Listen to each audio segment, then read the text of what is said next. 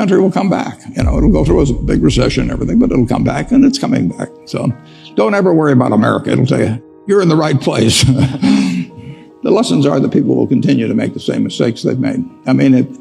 Humans, it doesn't correlate to IQ particularly. When they get greedy, and we had this huge bubble in the most important asset the American public has, housing. So you had a huge bubble in something that you could borrow heavily against. So you could run a margin account effect on a house instead of stocks, and the conditions got very lax. And so when that bubble popped, but people came into that gradually. When they get fearful, it happens all at once. When people get scared, they all want to leave at one time. And we had them all want to leave at one time, and that'll happen again. It'll happen with a different set of circumstances, but the human animal will keep behaving pretty much the way it has in the past. So we will have periodic recessions. We'll have an occasional panic, which doesn't all recessions don't come from panics. But the good news is, if you look at the 20th century, in the 20th century, we had 2 world wars. We had the Great Depression, we had the flu epidemic, we had the Cold War, we had the atom bomb, you name it. The Dow Jones average went from 66 to 11,497, with all these terrible things happening supposedly at various times. America works. And when I bought my first stock when I was 11, that was in the spring of 1942. And that was a couple months after Pearl Harbor. And we were getting clobbered in the Pacific at Corregidor and Bataan. The Death March of Bataan. And in the European theater, the Blitz of England was on. And the Dow was at about 100. But just look at where we are now. The country really works. The trick is, it seems to me, the obligation of a society as prosperous as ours is to figure out how nobody gets left too far behind. Right.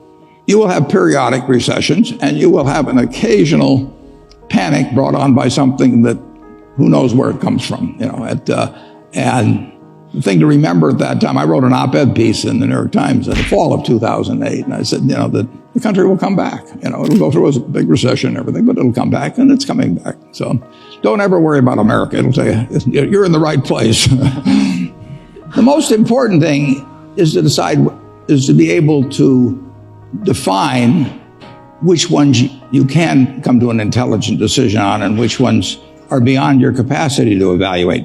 You don't have to be right about thousands and thousands and thousands of companies. You only have to be right about a couple. I met Bill Gates on July 5th, 1991. We were out in Seattle, and Bill said, you've got to have a computer. And I said, why? And he said, you can do your income tax on it. I said, I don't have any income. Berkshire doesn't pay a dividend. He said, well, you can keep track of your portfolio. And I said, I only have one stock. I said, he says, it's going to change everything. And I said, well, will it change whether people chew gum? And he said, well, probably not. And I said, well, will it change what kind of gum they chew? And not. And I said, well, then I'll stick to chewing gum and you stick to computers, I don't have to understand all kinds of business. There's all kinds of business I don't understand. But there's thousands of opportunities there. I did understand the Bank of America. I'm able to do that. I'm able to understand some given percentage. But Ted Williams wrote a book called The Science of Hitting. And in The Science of Hitting, he's got a diagram, shows him at the plate. And he's got the strike zone divided into 77 squares, each the size of a baseball. And he says, if I only swing at pitches in my sweet zone, which he shows there, and he has what his batting average would be, which is 400. If he had to swing at low outside pitches, but still in the strike zone, his average would be 230. He said the most important thing in hitting is waiting for the right pitch. Now, he was at a disadvantage because if the count was 0-2 or 1-2 or so on, even if that ball was down where he was only going to bat 230, he had to swing at it. In investing, there's no called strikes. People can throw Microsoft at me and, you name it, any stock, General Motors, and I don't have to swing. And nobody's going to call me out on called strikes. I only get a strike called if I swing at a pitch and miss. So I can wait there and look at thousands of companies day after day. And only when I see something I understand and when I like the price at which it's selling, then if I swing, if I hit it, fine. If I miss it, it's a strike. But it's an enormously advantageous game. And it's a terrible mistake to think you have to have an opinion on everything. You only have to have an opinion on a few things. In fact, I've told students, if when they got out of school, They got a punch card with 20 punches on it. And that's all the investment decisions they got to make in their entire life. They would get very rich because they would think very hard about each one. And you don't need 20 right decisions to get very rich. 4 or 5 will probably do it over time. So I don't worry too much about the things I don't understand. If you understand some of these businesses that are coming along and can spot things if you can spot on Amazon, for example, it's a tremendous accomplishment what Jeff Bezos has done. And I tip my hat to him. He's a wonderful businessman. He's a good guy too. But could I have anticipated that he would be the success and 10 others wouldn't be? I'm not good enough to do that. But fortunately, I don't have to. I don't have to form an opinion on Amazon. And I did form an opinion on the Bank of America. And I formed an opinion on Coca-Cola. Coca-Cola's been around since 1886. There's 1.8 billion 8-ounce servings of Coca-Cola products sold every day. Now, if you take 1 penny and get 1 penny extra, that's $18 million a day. And 18 million times 365 is 7 billion, 3 less 730 billion, or $6,570 million. So annually, $6,570 million from 1 penny. Do you think Coca-Cola is worth a penny more than, Joe's Cola? I think so. So, and I've got about 127 years of history that would indicate it. So those are the kind of decisions I like to make. And you may have an entirely different field of expertise than I would have, and probably much more up to date in terms of the kind of businesses that we're seeing evolve. And you can get very rich if you just understand a few of them and understand their future.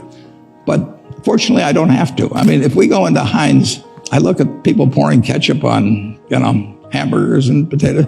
I don't think it's going to change. And the nice thing about it, some products travel, some products don't travel. Candy bars don't travel well. Soft drinks travel, and ketchup travels. I like products that travel. The best investment I ever made, I bought a book in 1949 by a fellow named Ben Graham called The Intelligent Investor. I don't remember what I paid, but aside from what I paid for my 2 marriage licenses, that was the best investment I ever made. It's very important to have the right framework. You need to have an approach to investing that's sound. And Graham's approach is simple, but some people adopt to it, which I did immediately, and most people don't.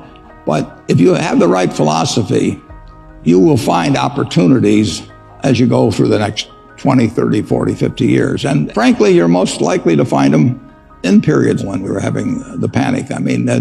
Stocks sell at silly prices from time to time. Most stocks at one time or another sell at very silly prices.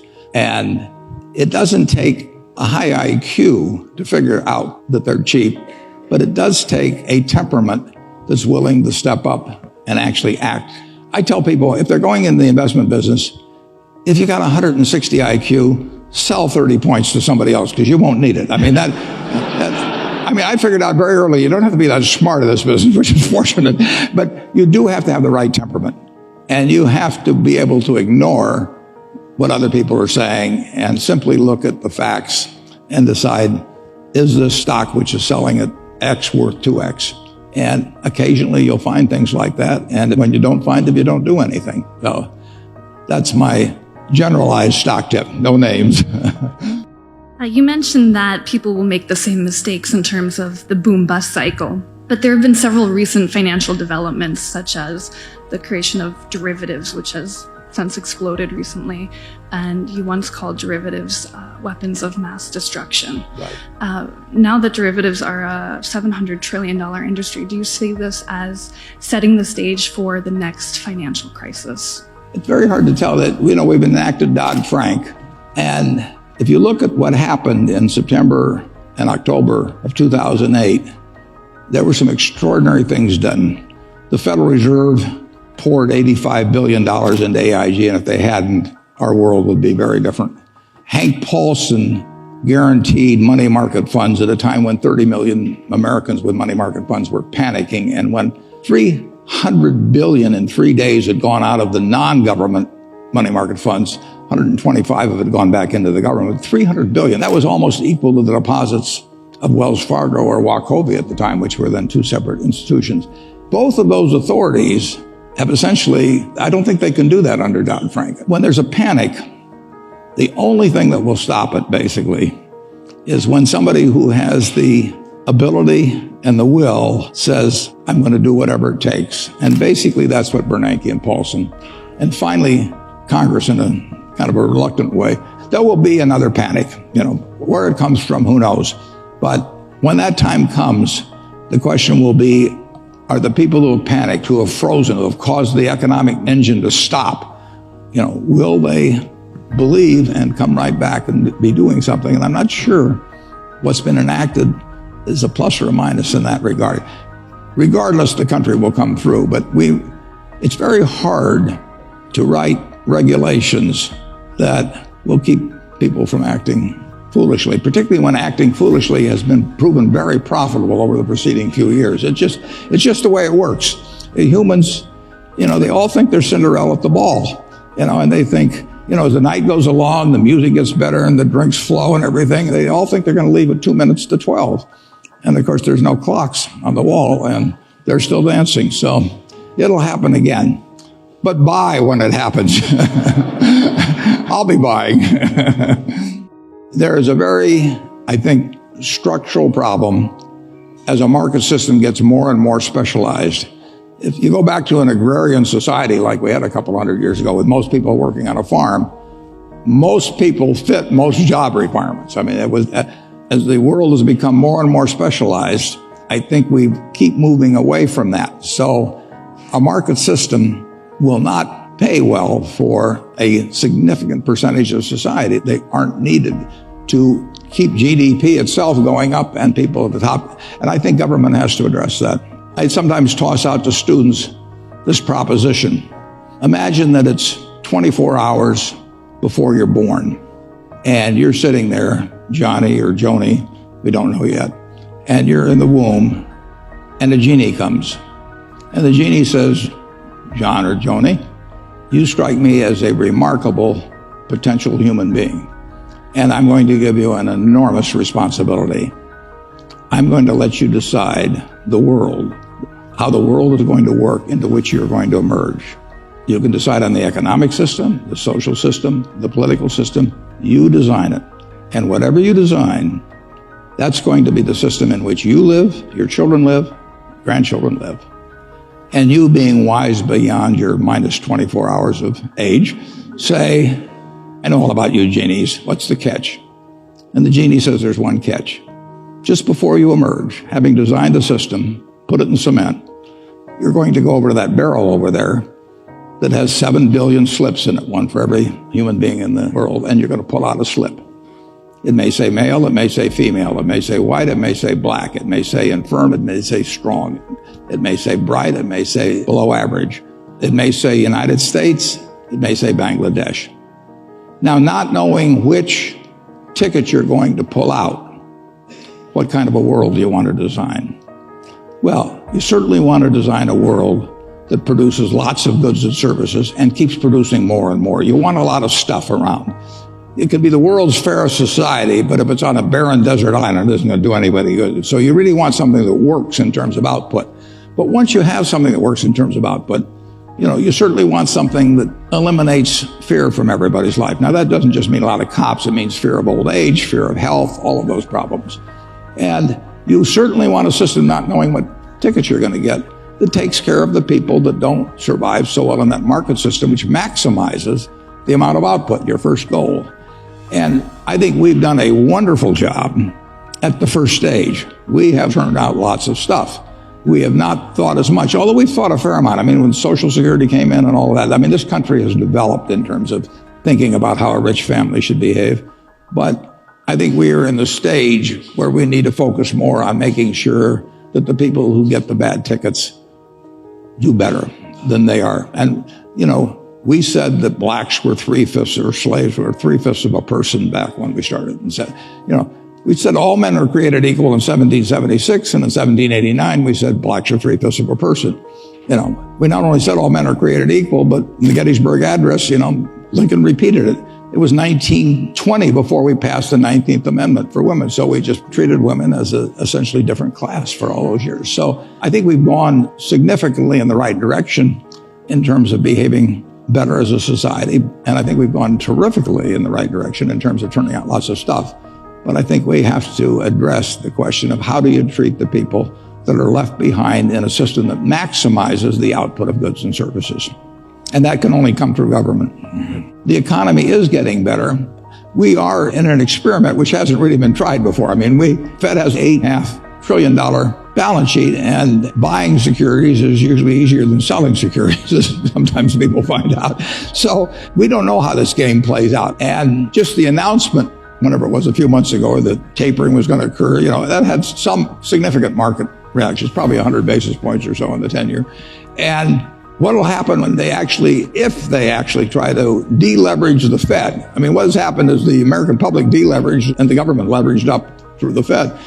If the Fed deleverages that in any big way, that will be a new experiment. And the Fed is the greatest hedge fund in history. The Fed is the fourth largest contributor to the United States government's revenues that there is now. That wasn't the case a few years back. And it is under no pressure, none whatsoever, to have to deleverage. So it can pick its time, and if you have somebody wise there, it can be handled.